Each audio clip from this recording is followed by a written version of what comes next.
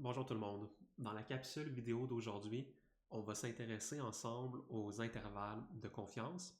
Cette vidéo-là, aujourd'hui, c'est la suite logique de notre capsule vidéo sur le théorème central limite. Si vous n'êtes pas familier avec le théorème central limite, je vous invite peut-être à aller là, consulter la vidéo précédente.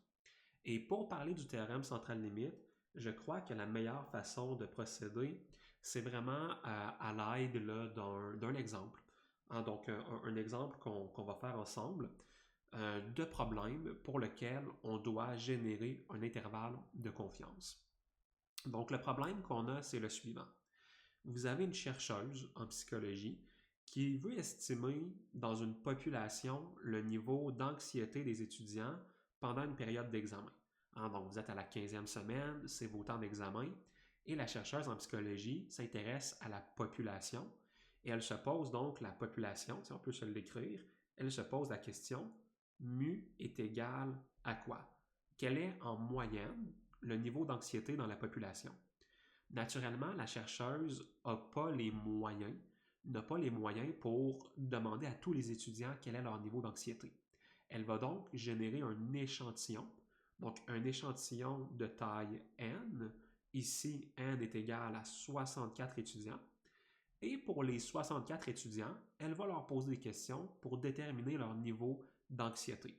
Par exemple, c'est peut-être une note sur 100, et 100 étant je suis très anxieux, 0 étant je ne suis pas du tout anxieux. Et en moyenne, dans son échantillon, donc voyez bien mon vocabulaire, X bar pour moyenne de l'échantillon. Donc en moyenne, un étudiant a 58,4 d'anxiété avec un écart type de combien? De 12,8. Donc ça, c'est les paramètres de mon échantillon.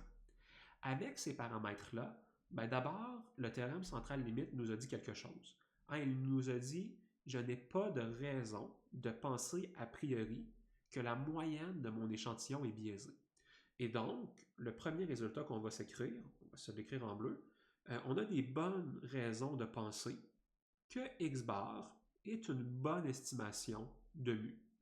C'est-à-dire que mu est probablement égal aussi à 58,4. Par contre, le théorème central limite nous a aussi dit qu'il peut y avoir un certain risque.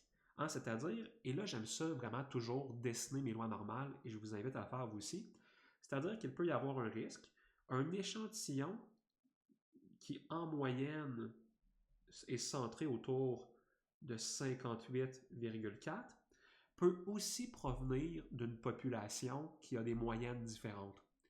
Et la question qu'on se pose, c'est à quel point? À quel point est-ce que la vraie moyenne pourrait être différente crédiblement de 58,4? Et ça, on le détermine grâce à l'écart type de ma distribution. L'écart type de ma distribution de moyenne d'échantillon, ça va être quoi?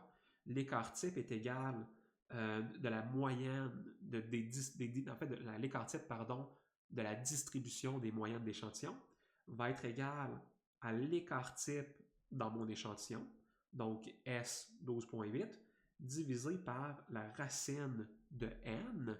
La racine de n ici étant combien? La racine de n me donne, et là je vais juste sortir ma calculatrice parce que je vais en avoir besoin. Donc la racine de n nous donne ici la racine de 64. Juste peut-être l'écrire la formule avant, donc racine de n. Donc ça, on peut développer ce bout de calcul-là. Donc vous avez S, 12,8, divisé par racine carrée de 64. La racine carrée de 64, ça va être 8. Et donc, mon calcul ici me donne combien? Vous avez 12,8 divisé par racine de 64. Ça va être égal à 1,6. Donc, 1,6, c'est l'écart type de la distribution des moyennes d'échantillons. Ou autrement dit, si je veux le voir dans ce cas de cette situation-là et que j'inverse la logique, c'est aussi l'écart type, donc de la distribution des moyennes de population qui pourraient générer l'échantillon qu'on observe. Et donc, on a nos paramètres ici. Je vais les réécrire peut-être en rouge au-dessus pour que ce soit clair. Donc, ma distribution ici suit une loi normale de moyenne 58,4 et d'écart type 1,6. Avec ces données-là, on va pouvoir générer ce qu'on appelle un intervalle de confiance. Donc, cette distribution-là ici, elle me dit, voici toutes les moyennes de population qui sont possibles. Toutes les moyennes de population qui pourraient générer un échantillon de 64 observations qui propose une moyenne de 58,4. Ici, ce n'est pas parce que des populations sont possibles qu'elles sont probables. Et donc, l'intervalle de confiance, lorsqu'on la crée, ce qu'on va vouloir faire essentiellement, c'est de déterminer donc l'intervalle de confiance à 95%. On va vouloir déterminer c'est quoi les 95% des moyennes de population les plus réalistes qui pourraient créer comme ça l'échantillon qu'on a observé. Et donc, moi, je veux trouver les 95% des données, les 95% des données les plus réalistes. Ça implique quoi? Bien, ça implique que je veux enlever les valeurs extrêmes. Moi, les valeurs extrêmes, là, j'en veux pas. Notons-les en mauve ici, là. Je veux pas ces valeurs-là. Je veux pas ces valeurs-là, c'est trop extrême. Ces valeurs-là, de chaque côté de la courbe, représentent combien de pourcentage de la distribution? Bien, si je m'intéresse aux 95% des données les plus fréquentes, ça veut dire que je veux retirer les 5% de données les moins fréquentes. Et comme je regarde de chaque côté de ma courbe, ça veut dire que je veux enlever les 2,5% d'observations les plus élevées et les 2,5% d'observations les plus faibles. Et on veut donc garder quoi? Bien, on veut garder de chaque côté de ma moyenne 47,5% des données de chaque côté de ma moyenne. Avec la loi normale, ça devient plutôt trivial de calculer ça. Donc, 47,5% des données entre la moyenne et une certaine valeur. Et c'est ça que je cherche. L'intervalle de confiance, ça va être quoi? Bien, ça va être deux bornes. Ça va être une borne inférieure. Et là, je vais juste prendre mon crayon. Donc, ce qu'on cherche, c'est une borne inférieure et une borne supérieure, de sorte que 95% des données vont s'y trouver. OK, donc trouvons nos bornes. Comment est-ce que je vais faire ça? Je vais faire ça avec la table de la loi normale. Donc, on va aller sur Internet ou dans votre livre. Et là, la fonction de capture vient d'être terminée, comme ça ici. Génial. Donc, on va aller dans votre livre, et votre livre a une loi normale ici qui vous présente des pourcentages et des codes Z. La code Z, c'est quoi? C'est le nombre d'écarts types entre votre tendance centrale et une certaine observation. Moi, je cherche la code Z qui est attribuée à une zone de 47,5%. Donc, je m'en vais dans mon tableau ici et je vais trouver 47,5%. Le 47,5%, je vais aller faire une petite capture d'écran pour pouvoir le voir comme il faut. Donc, le 47,5%, nous, il est où? Il est ici. Donc, 47,5%. Et donc, ça, c'est attribuable. C'est attribuable à une code Z de 1,96. Donc, 1,96, je vais changer de couleur pour qu'on le voit mieux. Donc, si je m'en vais 1,96 écart type au-dessus de la moyenne, vous devriez trouver la valeur qui va générer 47,5% des observations. Donc, ça, c'est ce qu'on veut faire. Excellent. Donc, laissez-moi quitter la capture d'écran et retourner à notre problème. Et ben, je vais devoir là, réécrire rapidement notre problème. Donc, ressortir ici ma capture d'écran.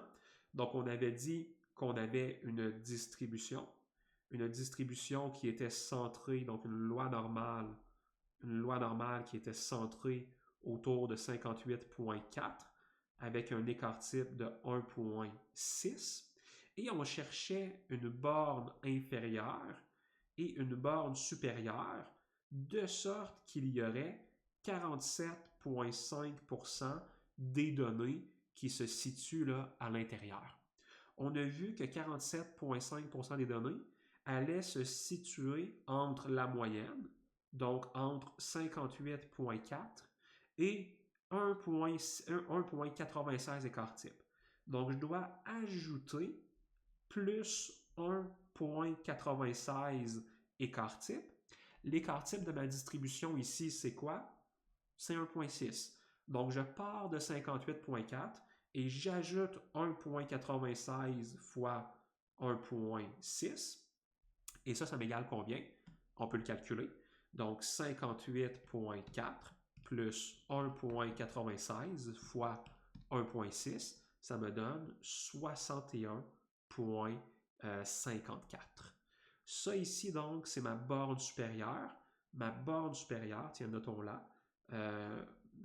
Borne supérieure, on va appeler BS pour borne supérieure, est égale à 61,54. Je peux également trouver ma borne inférieure. Et ici, on se rappelle que la loi normale est symétrique. Donc, si j'ai 47,5% des observations qui sont 1,96 écart type au-dessus de la moyenne, ça veut aussi dire que j'ai 47,5% des observations qui sont inférieures à, qui sont moins 1,96 fois 1,6 écart type. Donc, moins 1,96 fois 1,6 écart type. Si on fait notre calcul, donc 58,4 moins 1,96 fois 1,6 écart type, vous arrivez à une borne inférieure qui se situe à 55,26. Excellent. J'ai maintenant un intervalle de confiance, donc notons-le ici.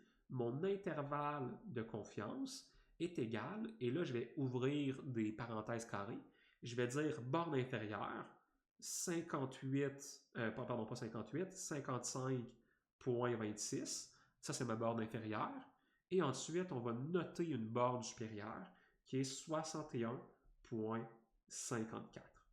Et qu'est-ce qu'elle me dit? Interprétons ensemble cet intervalle de confiance-là. L'intervalle de confiance me dit que dans 95% des cas, donc je suis sûr à 95% qu'avec les données de mon échantillon de 64 observations, que l'anxiété de la population va se situer quelque part entre 55,26 et 61,54. Et donc voilà, c'est un intervalle de confiance à 95%. Vous pouvez naturellement changer la taille de l'intervalle de confiance.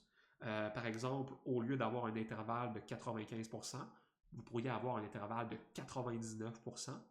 Auquel cas, qu'est-ce qu'on changerait? Vous suivriez la même démarche. Le seul truc qui changerait, ce serait votre code Z. Ce ne serait plus 1,96 écart type, ce serait un chiffre différent que vous trouveriez grâce à votre table Z. Et donc voilà, on vient de voir comment générer un intervalle de confiance à 95% à l'aide d'un exercice.